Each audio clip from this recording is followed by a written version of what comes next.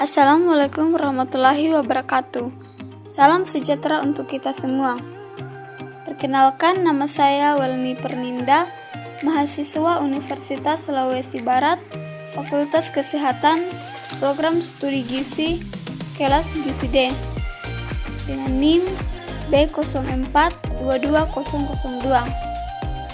Di sini saya akan memaparkan atau menjelaskan materi tentang larutan elektrolit dan larutan non-elektrolit sebagai tugas individu mata kuliah kimia.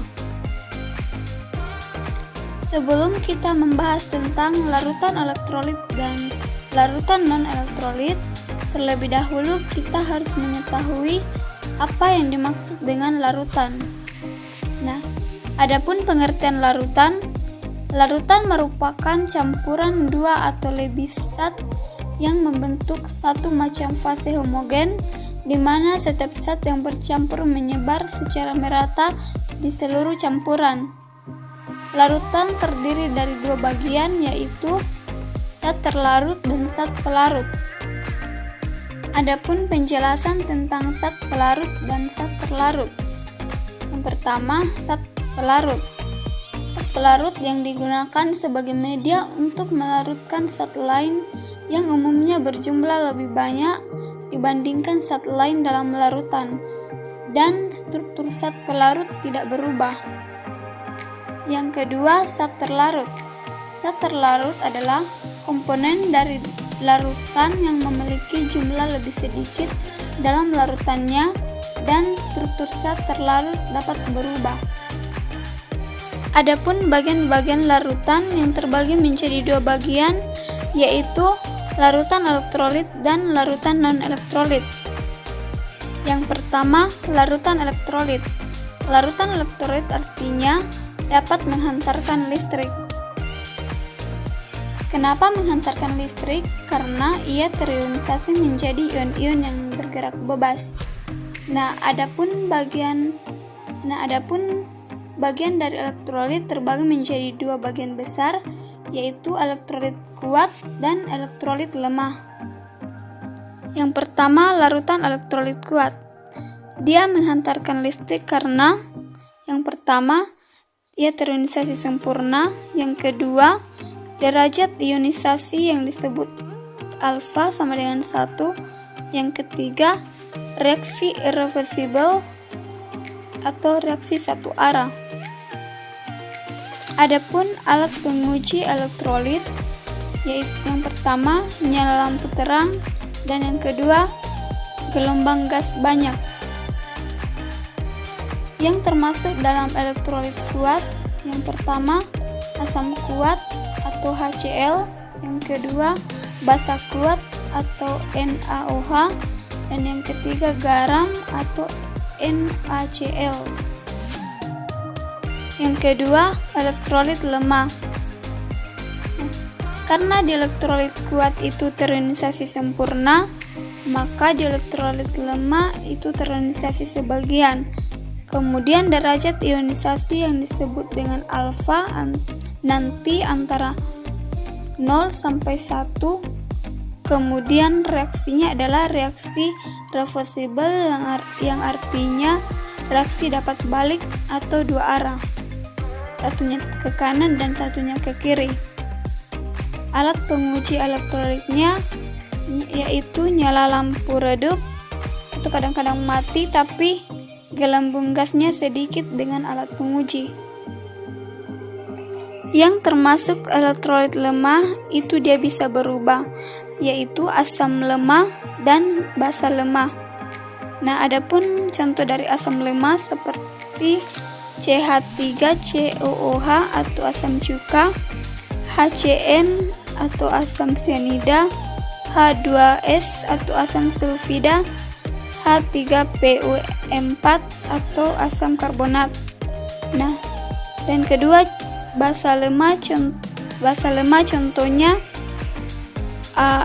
AlOH 3 kali, 2NOH 2 kali, dan FeOH 3 kali. Sekarang kita masuk dalam larutan bagian larutan yang kedua yaitu non-elektrolit. Larutan non-elektrolit ialah larutan yang tidak dapat menghantarkan listrik. Kenapa ia tidak menghantarkan listrik? Karena yang pertama, tidak terionisasi. Yang kedua, alfa sama dengan 0, yang artinya tidak mempunyai derajat ionisasi karena tidak terionisasi. Kemudian alat penguji non-elektrolit. Yang pertama, nyala lampunya mati atau padam. Kemudian gelembung gasnya tidak ada. Yang termasuk non-elektrolit ini contoh yang pertama itu golongannya yaitu gula yang sering dikeluarkan itu yaitu glukosa dan sukrosa. Adapun rumus dari glukosa yaitu Ce6H12OH. Kemudian rumus sukrosa yaitu C12H22O11. Contoh yang kedua yaitu golongan alkohol. Contohnya yaitu etanol yang ada nolnya seperti etanol, metanol, dan propanol. Rumusnya adalah C2H5OH. Kemudian contoh yang ketiga adalah air murni yang disebut dengan namanya Aquades atau H2O. Kemudian yang keempat yaitu urea. Rumusnya yaitu CO atau NH2 2 kali. Kemudian golongan yang berikutnya yaitu golongan 5 yaitu hidrogen. Contohnya itu yang berupa alkana, alkena, dan alkuna. Nah, sekarang kita masuk dalam contoh soal. Soal yang pertama, berikut adalah data hasil pengujian daya hantar listrik beberapa larutan. Nah, di tabel ini sudah ada 5 jenis larutan berdasarkan nyala lampu dan gelembung gas yang dihasilkan. Pertanyaannya, berdasarkan data tersebut, larutan non-elektrolit adalah larutan nomor. Untuk larutan pertama, nyala lampu terang dan ada gelembung gas, maka termasuk larutan elektrolit kuat. Untuk larutan kedua, lampu tidak menyala dan tidak ada gelembung gas, maka termasuk ke dalam larutan non-elektrolit. Untuk larutan ketiga, lampunya tidak menyala tetapi ada gelembung gas. Nah, ini menunjukkan bahwa larutannya ialah larutan elektrolit lemah. Kemudian untuk larutan keempat, lampunya tidak menyala dan tidak ada gelembung gas, maka termasuk dalam larutan non-elektrolit. Dan untuk larutan yang kelima, lampunya menyala redup, dan ada gelembung gas, maka tergolong dalam larutan elektrolit lemah. Nah, jadi yang merupakan larutan non-elektrolit adalah larutan kedua dan keempat. Dan jawaban untuk soal ini adalah opsi E. Kita masuk dalam soal yang kedua. Dari suatu eksperimen diperoleh data sebagai berikut. Nah, di sini ada data nyala lampu untuk 3 jenis larutan.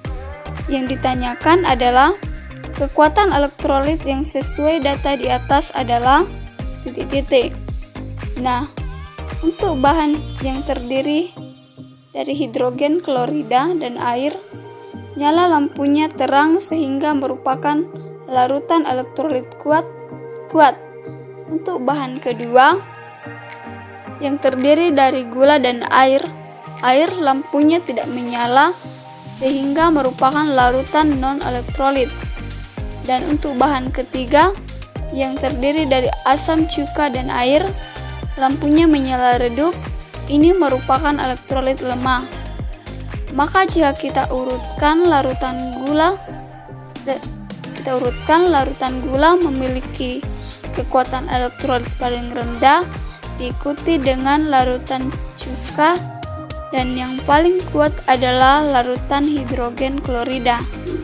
Maka jawaban yang tepat untuk soal nomor 2 adalah opsi E, yaitu kekuatan elektrolit HCl lebih besar dibandingkan CH3COOH. Kita masuk dalam soal yang ketiga. Daya uji elektrolit air dari berbagai sumber sebagai berikut. Pernyataan yang tepat untuk data di atas adalah, jika kita perhatikan seluruh jenis air pada tabel menghasilkan gas sehingga tergolong ke dalam larutan elektrolit.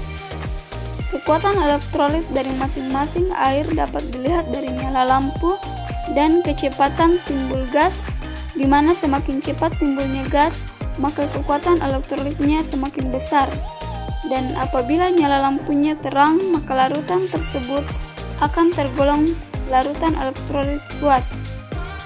Sehingga jika kita urutkan, yang merupakan larutan elektrolit kuat adalah air laut karena nyala lampunya terang dan gasnya muncul dengan cepat, kemudian diikuti dengan air sungai yang kecepatan timbul gasnya agak cepat dan lampunya tidak menyala.